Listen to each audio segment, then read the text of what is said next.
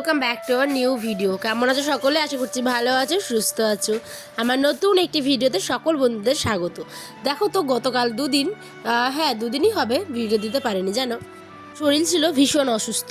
ওই যে সি সেকশনের ইঞ্জেকশনের এত পরিমাণে এখন ব্যথা হচ্ছে গত 2 থেকে 3 দিন ধরে, যে আমি তোমাদের সাথে ভালো করে ভিডিও আপলোডই করতে পারছি না, মানে তোমাদের দিতেই পারছি না। ঠিক আছে, আজকে দেখো সকালে উঠে উঠোন বাড়ি করে কোনো রকমের ঝাড় দিয়েছি, আর যখন উঠোনটা ঝাড় দিই না তখন আর সোজা হয়ে দাঁড়াতে পারি না, এত পরিমাণে ব্যথা করে। তো এদিকে ওয়েদারটাও আজকে ভীষণ ভালো ছিল, মানে বেশ রোদও না, আবার মেঘলা মেঘলা ওয়েদার। ঠিক আছে, তারপরেই আমার ঘরটাকে ভালো করে গুছিয়ে চলে আসলাম তোমাদের সাথে একটা জিনিস শেয়ার করব বলে। এটা হচ্ছে আমাদের ক্ষেতের একদম মানে ভুট্টা বলতে পারো। ঠিক আছে, একদম পুরো সুইট বেবি কর্ন, একদম ছোট্ট ভুট্টা। তো আমি ভালো করে তেল লবণ মাখিয়ে কিন্তু গ্যাসের মধ্যে পুড়িয়ে খেলাম। আর এটা কিন্তু বেবিদেরকেও দেওয়া যেতে পারে, হলুদ লবণ তেল একটু ভালো করে দিয়ে সেদ্ধ করে, একদম সে টেস্ট খেতে। তো যাই হোক, ভুট্টা পুরা খেতে কার না ভালো লাগে, তোমাদেরও নিশ্চয়ই ভালো লাগে। কার কার ভালো লাগলে অবশ্যই কমেন্টে আমাকে জানিও। ঠিক আছে, এখানে যদি একটু লেবু চিপে দিতাম তাহলে তো আরও অনেক টেস্ট হয়ে যেত। যাই হোক, এখন বাজে 3টে। ওই যে বললাম না, সারাদিনে অল্প অল্প করে তোমাদের সাথে মানে আমি শেয়ার করছি। ঠিক আছে, তো এখন 3টে বাজে, সন্ধ্যে রান্না করতে হবে। ঠিক আছে, সকালে তো আমরা খেয়েছি হচ্ছে মুড়ি।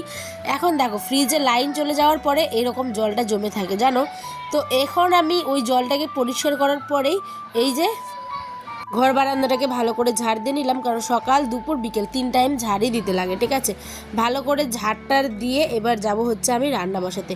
দেখা যাক কি রান্না করি। ভাত তো বসাবোই, আর সাথে শাক আছে, শাকের ভাজাও হতে পারে। আর তোমরা তো থাম্বনেল দেখেছোই, মাছও ছিল, তাই ভাবলাম চলো মাছটাকে একটুখানি ভাজা ভাজা করব।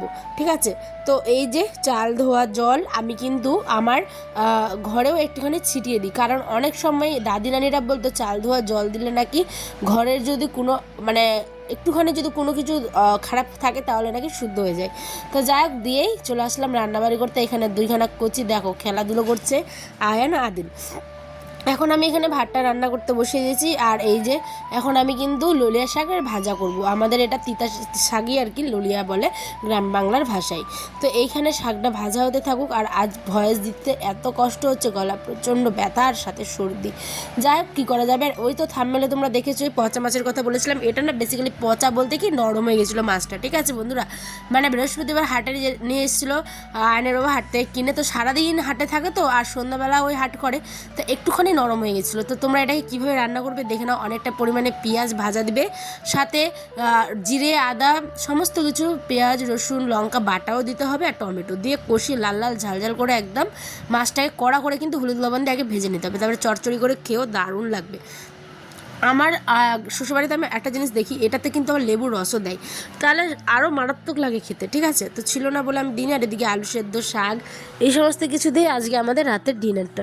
তো তোমরা কি খেলে, কেমন লাগলো ব্লগ অবশ্যই কমেন্টে জানো। আমার ছেলে অপেক্ষায় আছে। আজ এইটুকুই ব্লগ, দেখাবে আরেকটি ব্লগে। সকলে ভালো থেকো, সুস্থ থেকো, আল্লাহ হাফেজ।